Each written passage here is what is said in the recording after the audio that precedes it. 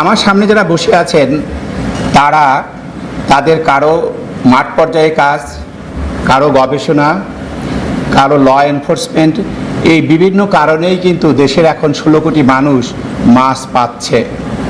বিশেষ করে ন্যাচারাল সোর্সের যে মাছ, এটা পাওয়ার যে কারণ, যে অবদান, সেটা আপনাদের। এই জন্য আমি আপনাদের ধন্যবাদ এবং কৃতজ্ঞতা জানাচ্ছি এই মন্ত্রণালয়ের পক্ষ থেকে। এখানে অনেকেই আলাপ বলেছেন যে ভিজিএফ অনেক জায়গায় পাওয়া যায়নি।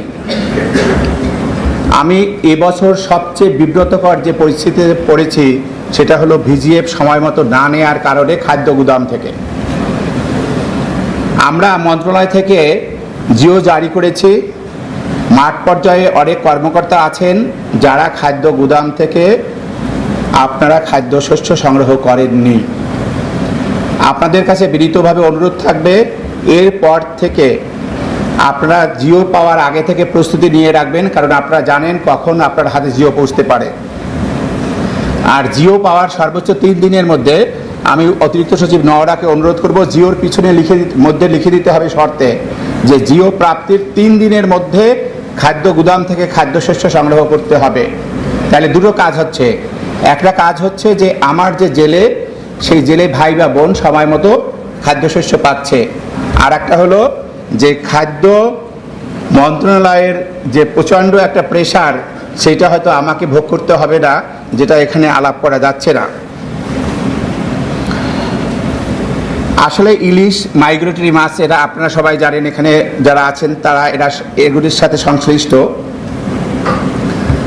যদি আমরা যে ইলিশের জন্ম বাংলাদেশের সীমানায় হয়েছে, যদি তার ফিরে আসার পথ সঠিকভাবে রাখতে পারি, দূষিত না হয়, কলুষিত না হয় এবং বাধাগ্রস্ত না হয়, তাহলে নারীর টানে না হলেও জিনের টানে সে অবশ্যই এখানে ফিরে আসবে।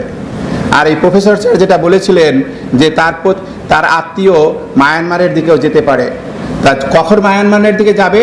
যখন আমার পথ সঠিক থাকবে না এবং তার আসার পথে বিভিন্ন বাধা সে পাবে। এই বিষয়ে আমরা বিএপাড়াইকে অনেক আগেই অনুরোধ করেছি যে একটা প্রকল্প নেওয়ার জন্য, যে সম্পূর্ণ একেবারে ইলিশের মাইগ্রেটরি পুরো রুটটায় ওনারা গবেষণা কাজ পরিচালনা করবেন।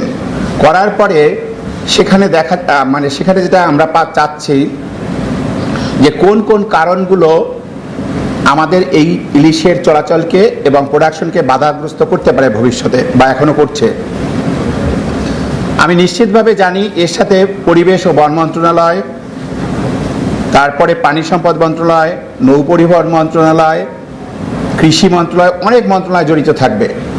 আমাদের ইচ্ছা এই গবেষণাটা পাওয়ার পরে তারপরে আমরা সবাইকে নিয়ে বসে তারপরে আমরা একটা বড় ধরনের প্রকল্প নেব, যে প্রকল্পটা এই ইলিশের পরিবেশ সংরক্ষণে, ইলিশের সহায়ক পরিবেশ সংরক্ষণে ভালোভাবে কাজ করবে। কারণ এটা এ ধরনের গবেষণা ছাড়া এত বড় প্রকল্প নেওয়া খুব কঠিন হবে। আমি খুবই আতঙ্কিত হই এবং আমার কানে খুবই বাজে যখন মামলার সংখ্যা আর জরিমানার পরিমাণ বলা হয়। এটা আমাকে আহত করে আসলে। যদিও যারা এনফোর্সমেন্টে আছেন তারা হয়তো আমার বক্তব্যটাকে ভুল ভাবতে পারেন। আসলে আমি অভিযান পরিচালনা করবেন না এটা চাচ্ছি না। আমি চাচ্ছি যে কোনো জেলে শাস্তি না পাক। সেটার জন্য আমরা কি করতে পারি? আমরা করতে পারি তাকে সচেতন করার জন্য অনেকগুলো কাজ করতে পারি। একটা বিষয় আমার মনে আছে, প্রসঙ্গক্রমে বলি, সেটা হলো আমরা যারা বিসিএস প্রশাসনে ম্যাজিস্ট্রেট হিসেবে যোগদান করেছি, আমরা সাধারণত প্রথমে 3য় শ্রেণীর ম্যাজিস্ট্রেট হিসেবে যোগদান করি, এরপরে 2য় শ্রেণী, তারপরে 1ম শ্রেণী। এগুলো করার জন্য কেস অ্যানোটেশন নামে একটা সিস্টেম চালু ছিল, এখনও আছে বোধহয়। তো তখন ছিল যে 10টা কেস আপনাকে এটা পর্যালোচনা করে তারপরে এটা আইন মন্ত্রণালয়ে পাঠানো হতো। তারা পর্যালোচনা করে তারা সিদ্ধান্ত দিত এবং আবার ফার্স্ট ক্লাস পাওয়ার জন্য এটা ক্যাবিনেট ডিভিশনে পাঠানো হতো। একটা অদ্ভুত শর্ত ছিল যে আপনি যে মামলাগুলো বিচার করেছেন সেই মামলার মধ্যে 10টা মামলা পাঠাতে হতো পর্যালোচনা করে, তার মধ্যে কমপক্ষে 3টে শাস্তি থাকতে হবে, কমপক্ষে 3টে শাস্তি থাকতে হবে। কিন্তু আমরা বাস্তব জীবনে যেটা দেখেছি, আমার যেখানে পোস্টিং ছিল সেই জেলা এবং অন্যান্য জায়গায় দেখেছি যে অনেক ক্ষেত্রেই যে মামলাগুলো হয় সেই মামলাগুলো হয় হলো পারস্পরিক বিরোধের কারণে, এবং অনেক সময় মামলার সাক্ষ্য প্রমাণ সঠিকভাবে পাওয়া যায় না। অনেকেই কি করত, শুধুমাত্র তার ওই দ্বিতীয় শ্রেণী বা প্রথম শ্রেণী পাওয়ার জন্য দুই একটা মামলায় সে শাস্তি দিয়ে দিত, সে মনে করতো আপার কোর্টে গিয়ে ছাড়া পেয়ে যেত।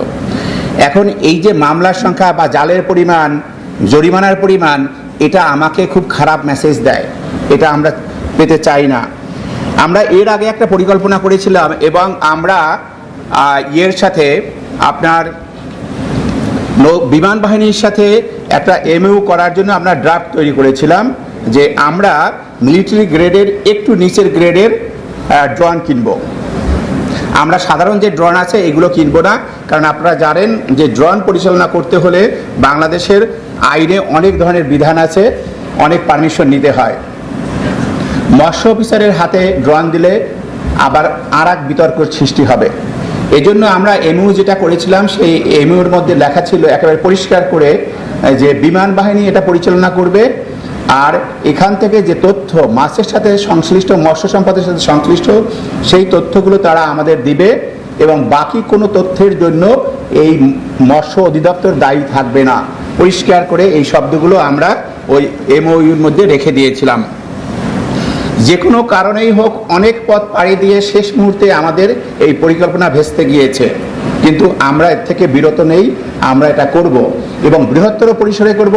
এবার শুধুমাত্র বিমান বাহিনীকে না, এবার আমরা সংযুক্ত করছি এর সাথে কোস্টগার্ডকেও।